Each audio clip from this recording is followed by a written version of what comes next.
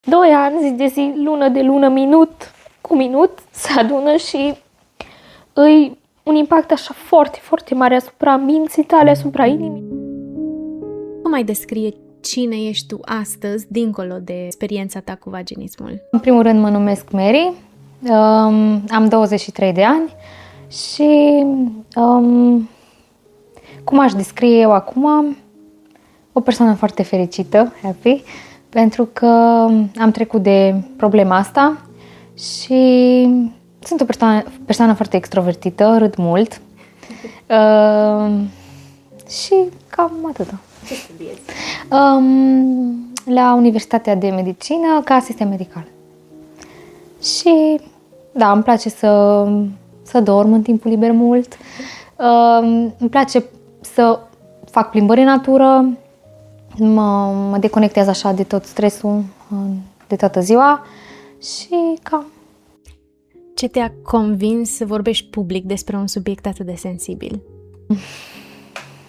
Cumva știam că Dumnezeu face lucrurile frumoase la vremea potrivită, dar totodată nu numai pentru mine, ci și pentru a încuraja pe alții și pentru a fi o mărturie pentru alții. Și cred că e voia Lui să fac lucrul ăsta și chiar dacă am emoții, am, nu știu, de multe ori sentimente așa contradictorii, dar știu că Dumnezeu mi-a pus asta pe inimă și îi spre slava Lui, dincolo de mine. Când ți-ai dat seama că ceva nu funcționează așa cum ar fi trebuit? Păi, ne-am căsătorit în anul 2024 și am încercat să avem intimitate și așa mai departe și ne-am gândit că poate de la stresul după nuntă, poate sunt alte lucruri și ok, am lăsat-o așa. După a trecut timpul și am mai încercat, văzând că nu se poate, am început să-mi pun semne mari de întrebare. Eu știind-o dinainte pe Daniela, doar că nu m-am identificat cu problema care o avea pentru că nu era momentul să mă gândesc la lucrurile astea. Am zis ok, e o problemă de care n-am mai auzit și am lăsat așa. Și după ceva timp de la nuntă am ascultat iarăși mărturia ei pentru că ceva în inima mea îmi spunea că am problema asta. Nu m-au diagnosticat cumva medicii, dar știam că undeva ar fi problema asta și am ascultat tot podcastul ei și efectiv cuvânt cu cuvânt și la fiecare cuvânt mă venea plânsul și am plâns cu lacrimi multe și mi-am dat seama că de fapt asta e problema pentru că erau prea identice simptomele pe care ea le-a avut și cam așa mi-am dat seama că am vaginism. Cum ai descrie vaginismul pentru o persoană care n-a mai auzit niciodată despre afecțiunea aceasta? Din punct de vedere medical, e o contracție involuntară a mușchilor vaginului, dar nu știu să explic foarte bine, mai mult medical. Efectiv se încearcă penetrarea, dar nu se poate. Ceva oprește, cam așa. În ce mod, cum ți-a afectat vaginismul în relația cu feminitatea ta și cu propriul tău trup? Bună întrebare. Au fost momente când deja durerea se adâncea și mă vedeam așa disfuncțională, ăsta a fost cuvântul. Și astea erau cuvintele care le rosteam peste mine pentru că mă durea, nu neapărat pentru că așa era.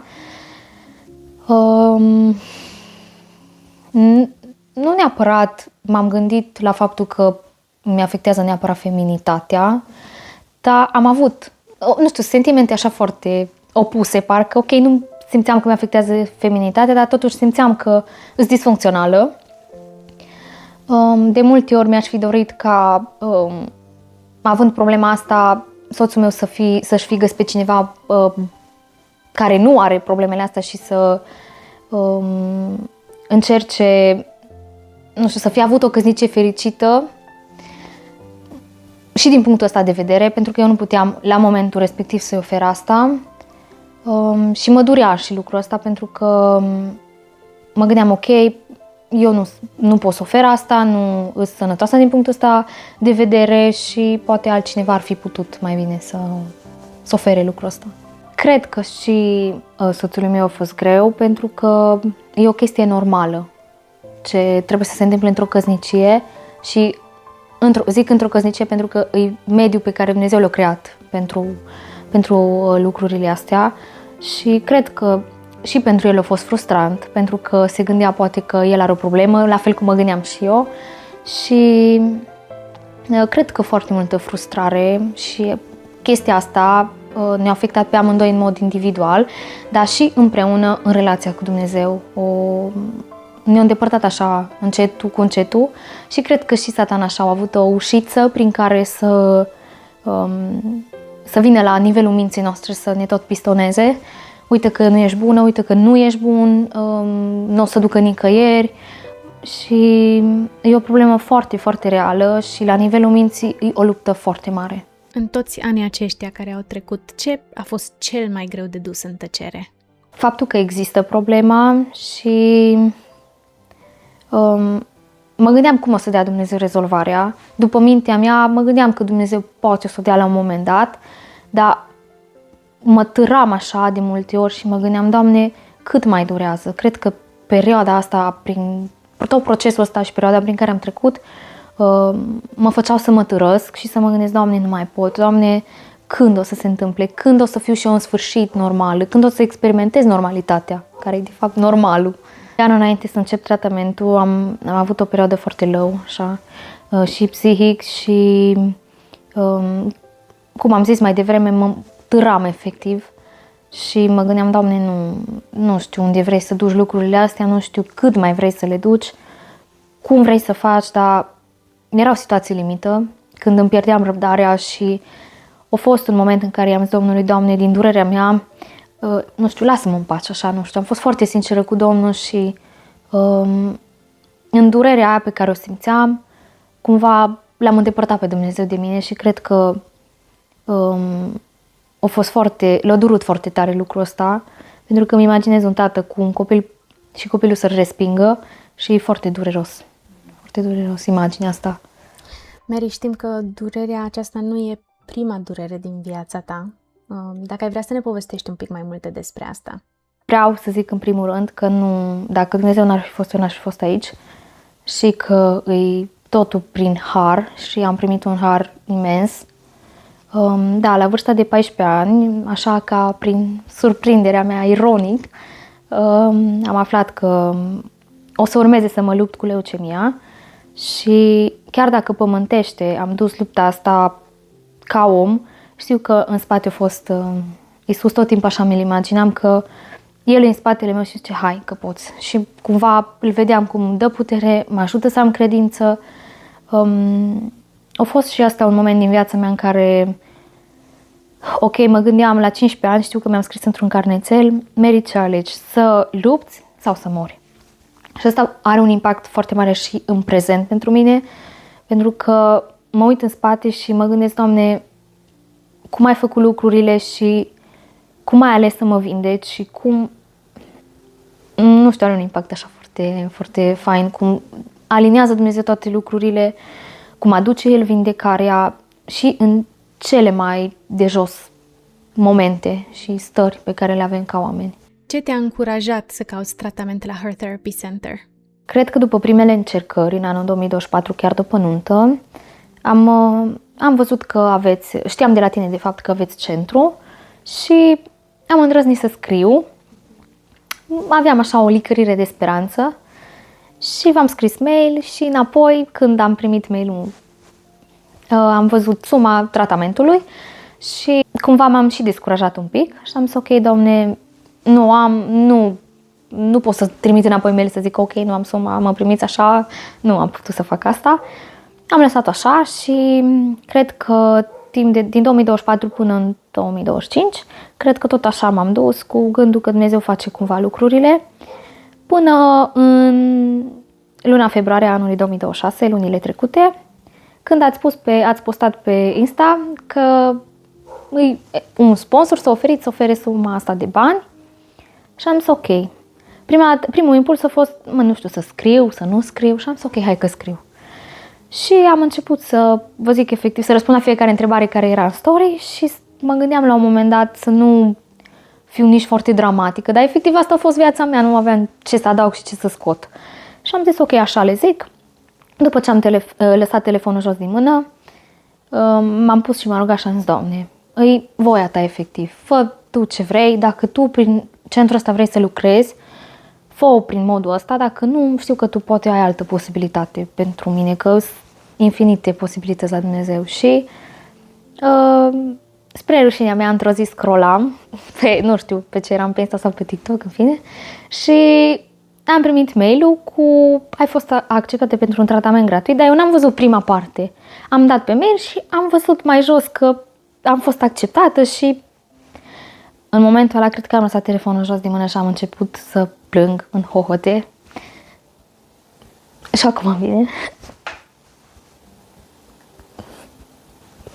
Nu m-am gândit că o să plâng.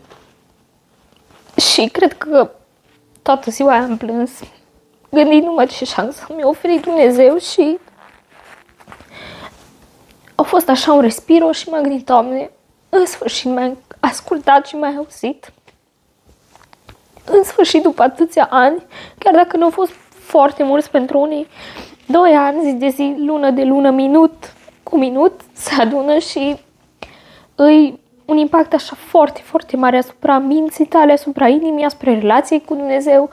Și când am văzut chestia asta, că Dumnezeu în sfârșit m-a ascultat, mi s-a rulat filmul și mi s-a derulat în spate și m-am gândit, Doamne, efectiv mi-a auzit fiecare rugăciune, fiecare strigăt, fiecare disperare.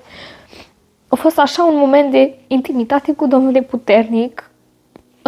Cred că așa sentimente puternice mi-am avut numai când am fost bolnavă. Și a fost wow, cum au fost călăuzite lucrurile și după am vorbit, am stabilit tratamentul și mi-a dat 3 date, printre care una dintre ele era 9 martie, fix data anunții noastre. L-am văzut pe Dumnezeu așa foarte, nu știu, cu o râs așa și s-a gândit, Mary, uite, vezi? Și la asta m-am gândit în fiecare detaliu. Și am ajuns la centru și m-a lovit așa din nou faptul că mi-a zis Daniela că sponsorul respectiv, cine a donat banii, nu este din afară, nu-l cunosc nici ele și că cumva am fost prima din istoria centrului care a avut un sponsor din afară și m-a lovit chestia asta și m-am gândit, Doamne, tu efectiv te gândești la fiecare detaliu. Femeia sau omul care a donat nu avea de unde să știe că Mary din Turda are nevoie de banii respectiv și că ea s-a rugat atâta de mult pentru ei, că m-am dus direct la Dumnezeu, la sursa puterii mele și i-am zis, Doamne, am nevoie de banii ăștia și cred că tu ești credincios să mi dai. Tu vezi lupta mea și erau așa dialoguri ca și David între mine și Dumnezeu și eu credeam că e monolog, dar de fapt era dialog și a fost așa un moment foarte intim și personal în care mi-am dat seama încă o dată că Dumnezeu a fost atent la fiecare lucru din viața mea și a fost la fiecare pas și după am început tratamentul. Așa, e o minune cum am ajuns aici. Care au fost schimbările pe care această perioadă de 2 săptămâni le-a adus în viața ta? În pauzele dintre sesiuni mergeam la moldovan și îmi duceam Biblia cu mine și un carnețel și așa de fain a fost că de foarte mult timp, nu am avut așa un timp pus deoparte neapărat 100% concentrat pe relația mea cu Dumnezeu și ce se întâmplă în viața mea în momentul prezent. Am trăit prezentul și am avut așa niște trăiri foarte, foarte intense, cum am mai zis, și m-am putut concentra foarte, foarte bine pe mine și Domnul și mă gândesc și acum cu drag la perioada aia, pentru că efectiv m-am debarasat de tot ce înseamnă facultate, viață socială, nu de tot, că mai vorbeam, mai conversat cu prietenii, dar foarte mult m-am concentrat pe mine și Domnul, adică pe Domnul și relația mea cu El. Cum ți-ai procesat progresul vizibil de la o sesiune la alta? Nu am conștientizat asta din primele dăți. Vorbeam mult cu Flavia și m-a conștientizat, uite Mary, cât ai parcurs acum și cum ai venit și cum ești și cum te duci cu tratamentul, și după ce a trecut așa o săptămână și un pic, am conștientizat, adică a fost așa un restart al minții mele, uite Mary, câte chestii ai putut să faci. Ce îi spune unei femei care se luptă în tăcere cu aceeași afecțiune? Dacă aș putea să mă întorc în trecut și să stau față în față cu mine, și mie mi-aș spune că se poate și există speranță, și la fel și ei. Tot așa, aș spune că există speranță în un loc în care Dumnezeu te aduce, nu ca să-și bată joc de tine, a fost o revelație foarte puternică pentru mine, ci ca să aducă vindecare în inima, în mintea și în trupul tău.